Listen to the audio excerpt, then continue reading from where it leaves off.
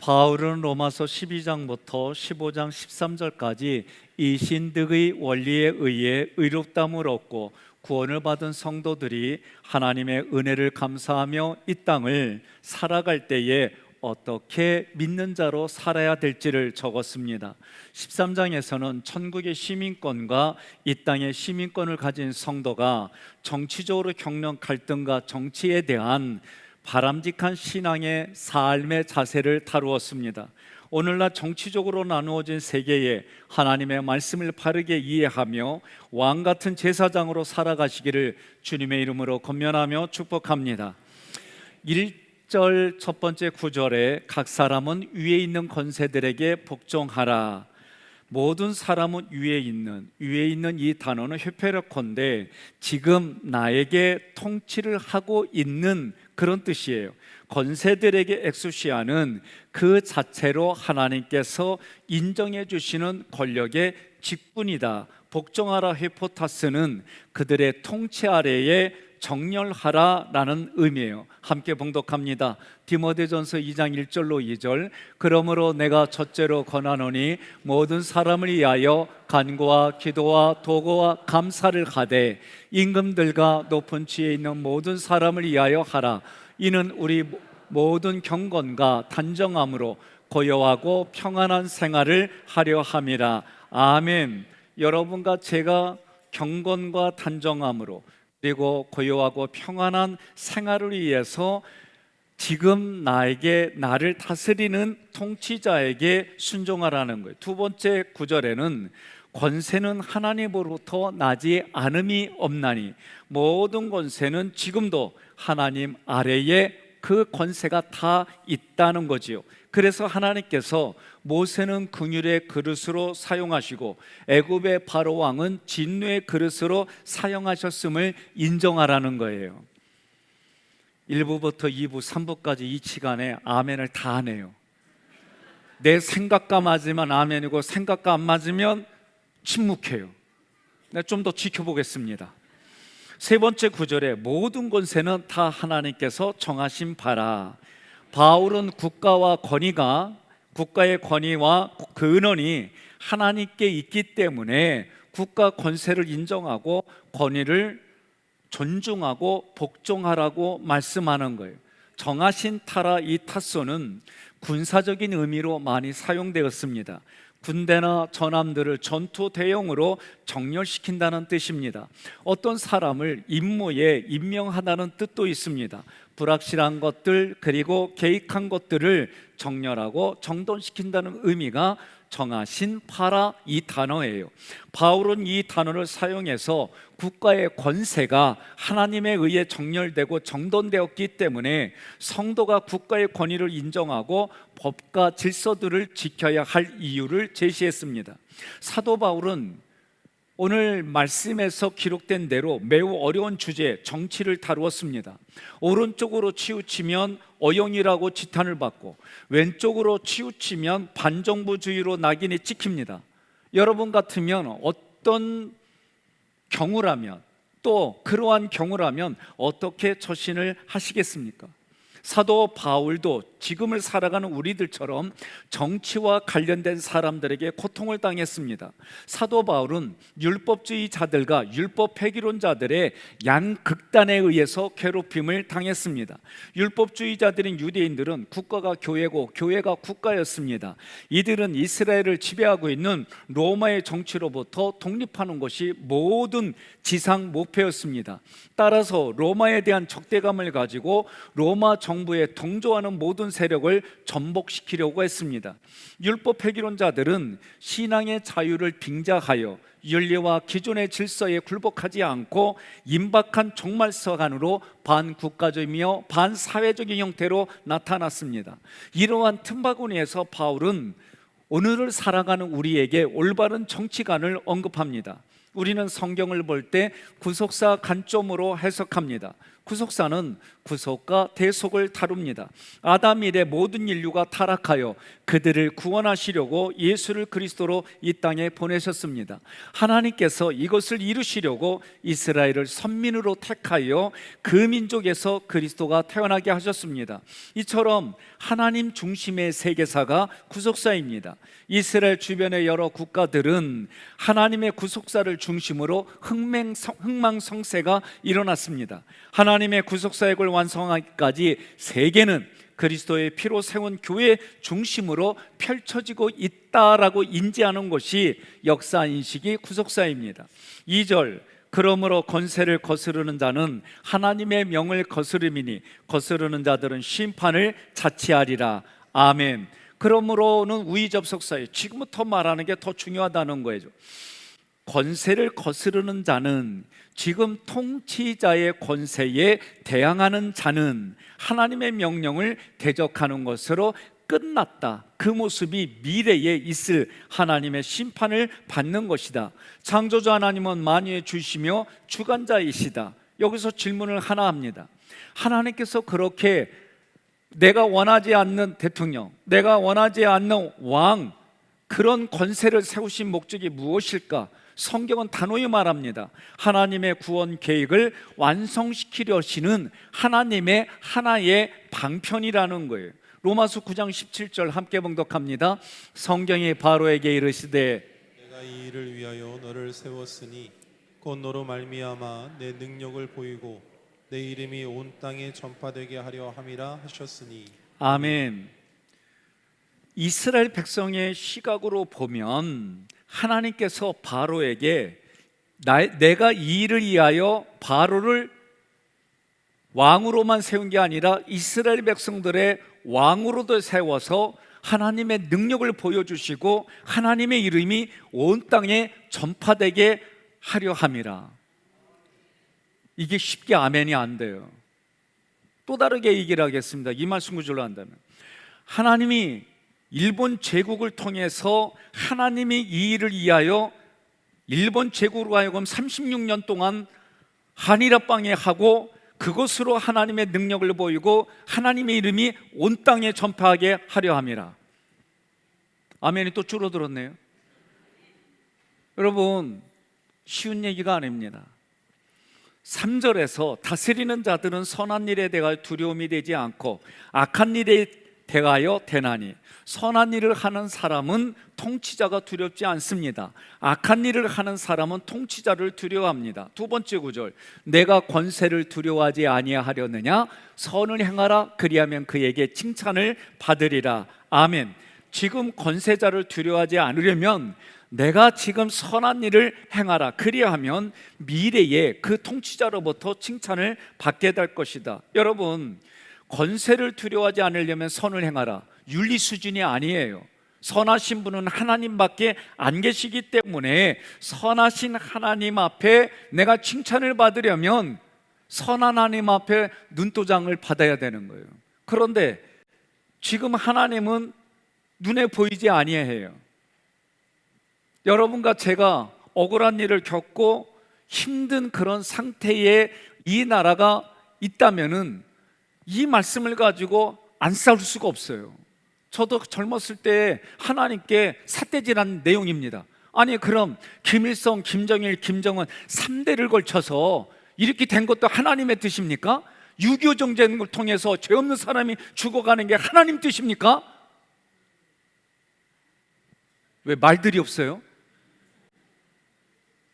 제가 젊었을 때 이렇게 하늘에 대고 삿대질을 했다 얘기해요. 4절에 그는 하나님의 사역자가 되어 내게 선을 베푸는 자니라.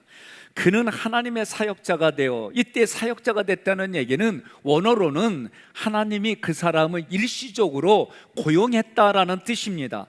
하나님의 사역자인 정치가는 나를 하나님의 선 안으로 이끄는 행위를 한다는 거예요. 그 사람이 선한 정치를 펼치든 악한 정치를 펼치든 그 사람을 통해서 나를 하나님의 선 안으로 이끌어 주신다는 거예요. 이게 여러분 쉬운 얘기가 아니에요.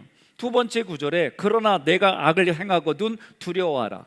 그러나 너가 하나님과 나의 관계를 깨뜨리는 악을 행하든지, 아니면 그 권세자와 이웃과의 관계에서 악을 통하여 관계를 깨뜨린다면 두려워하라는 얘기입니다. 세 번째 구절, 그가 공연히 칼을 가지지 아니하였으니, 그가 통치자가 되어서 그에게 칼을 쥐어진 것은 다 하나님의 의도가 있다라는 말씀이에요. 네 번째 구절, 곧 하나님의 사역자가 되어 악을 행하는 자에게 진노하심을 따라 보응하는 자니라. 지금 하나님의 고용인은 악을 행하는 자에게 하나님의 분노만큼 처벌한다는 거예요. 그런데 성경을 읽어보면 하나님의 분노보다도 더 많이 그들이 그 칼을 휘두르면 하나님이 반드시 책임을 물었습니다. 일본에게 하나님이 물었습니다. 우리는 이것을 깨달아야 돼요. 한이나 빵한 것만 하나님의 뜻일까? 아니에요. 이스라엘 백성이 430년 동안 종로로 된 것으로만 끝난 게 아니에요. 그래서 하나님은 역사의 주권자이십니다. 성경의 역사 속에서 바벨론의 느부갓네살 왕이나 바사의 고레스 왕도 하나님의 종으로 불렸습니다. 이처럼 하나님은 하나님의 때에 그분의 뜻에 맞는 사람을 사용하셔서 자신의 뜻을 이루어 가셨어요. 5절 함께 봉독합니다. 그러므로 복종하지 아니할 수 없으니 진노 때문에 할 것이 아니라 양심을 따라 할 것이라. 아멘. 그러므로는 우의 접속사입니다. 하나님의 진노 때문에 억지로 복종할 것이 아니라 내게 주신 양심으로 자원하여 순종하라는 말씀이에요. 로마서 12장 18절과 같은 맥락입니다. 할 수 있거든 너희로서는 모든 사람과 더불어 화목하라. 아멘. 나에게 잘해주는 사람만 아니라 나에게 힘들게 하는 사람하고도 화목하라는 거예요. 6절에 너희가 조세를 바치는 것도 이로 말미암음이라. 그들이 하나님의 일꾼이 되어 바로 이 일에 항상 힘쓰니라. 아멘. 바울은 국가의 권위에 순종하라예요. 내가 원하는 정당이, 내가 원하는 대통령이 됐을 때만 순종하라고 말하지 않아요. 내가 뽑지 않은 대통령이 됐어도 거기에 순종하라는 거예요. 끝까지 아멘 안 하겠다 그죠? 특별히 납세의 의무를 말합니다. 당시 로마 교인들은 황제 숭배를 초장한 로마에 대해 거부감이 있었어요. 세금 내기를 꺼렸어요. 공권력에 대한 두려움 때문에 마지못해 세금을 냈습니다. 이러한 모습 속에 있는 신앙인들에게 바울은 마태복음 22장 21절에 예수님의 가르침에 입각하여 납세의 정당성을 부여했습니다. 함께 봉독하겠습니다. 이르되 가이사의 것이니이다. 이에 이르시되 그런즉 가이사의 것은 가이사에게, 하나님의 것은 하나님께 바치라 하시니. 아멘. 여러분, 나라에 마음에 들지 않으면은 세금 내기 싫어한 거 당연한 거고요. 뭐든지 협조하는 게 쉽지 않아요. 그런데 오늘 성경은 그렇게 말하지 않습니다. 그러면서 7절에 이렇게 말합니다. 모든 자에게 줄 것을 주되, 모든 사람에게, 내가 누군가에게 빚을 졌거나 또는 나라의 의무를 감당해야 될 때 적극적으로 돌려주고 그 일들을 행하라는 거예요. 두 번째 구절에 조세를 받을 자에게 조세를 바치라. 이 조세라고 하는 것은 국세와 지방세입니다. 그래서 국세는 중앙정부가 받아들이는 거예요. 소득세, 법인세, 부가가치세. 지방세는 지방자치단체예요. 취득세, 재산세, 주민세가 여기에 해당돼요. 관세를 받을 자에게는 관세를 바치라고 해요. 관세는 해에서 들여오는 물품에 붙는 세금이에요. 통행을 할 때 내는 세금이에요. 네 번째 구절에 두려워할 자를 두려워하며 존경할 자를 존경하라. 저도 이런 말을 하면 마음속에, 아니 존경받을 짓을 해야 존경하고 내가 순종할 만한 짓을 해야 내가 순종하지, 그런 마음이 있어요. 네? 없는 게 아니에요. 아니 축구 행정을 하는 회장이 회장다워야 내가 존경하고 거기에 순종하지, 아니 홍 감독이 감독 같은 일을 해야 내가 거기에 순종하고 하지. 저도 이런 생각 없는 게 아니에요. 누구는 내 생각에 동의하고 누구는 내 생각에 거절할 수 있어요. 그런데 하나님의 말씀이기 때문에 내 생각을 꺾고 하는 거예요. 여러분, 오늘 이 말씀들은 참 쉽지 않습니다. 통치자를 두려워하며 존경하라고 합니다. 왜냐하면 그들이 4절에서는 하나님의 사역자고 6절에서는 하나님의 일꾼이에요. 그런데 하나님의 사역자 일꾼은 하나님이 일시적으로 고용한 사람들이에요. 하나님의 자녀라는 뜻이 아닙니다. 여러분과 저는 하나님의 자녀예요. 하나님이 일시적으로 고용한 사람들이 아니에요. 고용한 사람들은 하나님의 구속사를 위해서 그때 잠깐 쓰임받는 거예요. 하나님의 자녀는 예수 그리스도 보혈의 피로 영원한 거예요. 그러나 고용된 일꾼일지라도 쓰임에 따라 하나님의 긍휼의 그릇과 진노의 그릇으로 사용되었어요. 여러분과 저는 왕같은 제사장입니다. 아브라함이 소돔을 위해 간구한 것처럼 이 나라 민족을 위해 기도하기를 하고 자신의 삶의 자리에서 왕같은 제사장으로 최선을 다하시기를 주님의 이름으로 권면하며 축복합니다. 오늘 말씀을 가지고 이렇게 얘기를 합니다. 여러분, 지금 이 말씀을 보면 내가 원하는 정당의 대통령이 되면 그 사람을 위해서 기도하고 내가 원하는 정당의 대통령이 되지 않으면 기도하지 않고, 그런 뜻이 아니에요. 내가 원하지 않는 정당의 대통령이 돼도 그들을 위해서 기도하라는 거예요. 이유는 하나님이 잠시적으로 그들을 고용해서 하나님의 구속사에 쓰는 건데, 여러분과 저는 예수 자리로 살아간다는 것은 다른 얘기예요. 또 이렇게 이야기했습니다. 제가 오늘 마음에 부대껴요. 내 스스로가. 여러분 부대끼는 이 말씀들이 오늘 저한테 설교 듣고 다음 주부터 안 나겠다는 분도 있을 수 있어요. 그러지 마세요. 아멘 안 하니까 내가 심히 걱정되는 거예요. 예?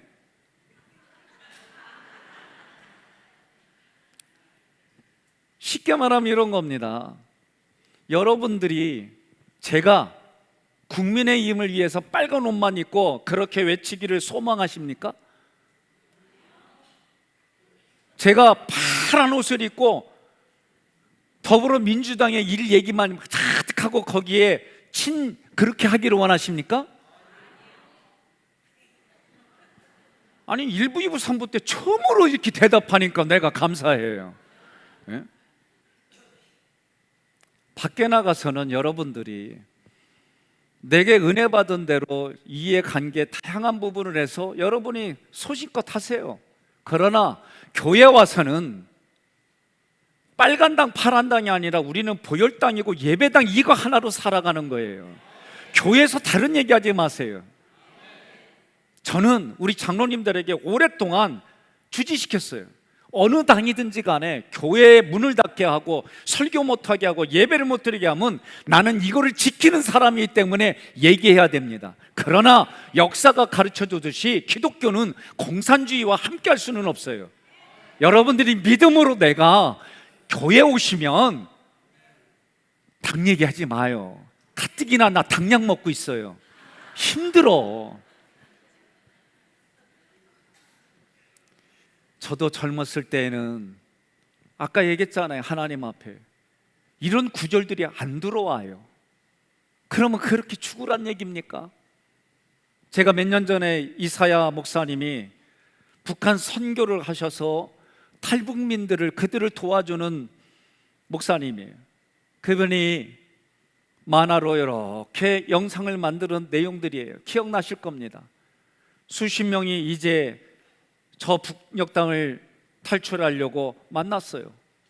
그분 중에 지도자 되는 어르신한테 이제 날짜를 정하고 서로 탈출하려고 하는데 그 어르신이 그래도 하나님 앞에 기도한다고 잠깐 시간을 달라고 기도하는 가운데 하나님이 말씀하십니다.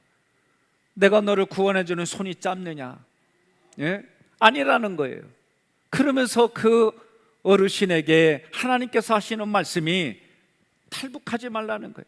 그러자 그분이 얘기하는 겁니다. 하나님 앞에. 그럼 우리는 죽습니다. 비참하게 죽으란 얘기입니까? 하나님의 응답은 그렇다라는 거예요. 그리고 그분이 음성을 듣고 탈북하지 않고 순교하게 됩니다. 왜 많은 우리의 선조들이 그 콜로세움에서 하나님을 찬양하며 그들이 죽어가고 사자의 밥이 되며 로마인들은 환호하는데 그 죽음을 담대히 택하며 찬양하고 기도하며 죽어갔을까? 스데반이 자기에게 돌 던지는 사람을 향하여 하나님, 저들이 자기의 죄를 알지 못합니다. 그 죄를 저들에게 돌리지 마옵소서 하고 자니라. 저도 이 얘기를 이제서 하는 거예요. 이제서 하는 얘기를 곰곰이 생각해 보니 나도 하나님 나라 갈 때가 다 됐나 봐. 여러분, 오늘 12장부터 계속해서 15장까지 하는 말씀들은 너무 내게 부대끼는 말씀들이에요.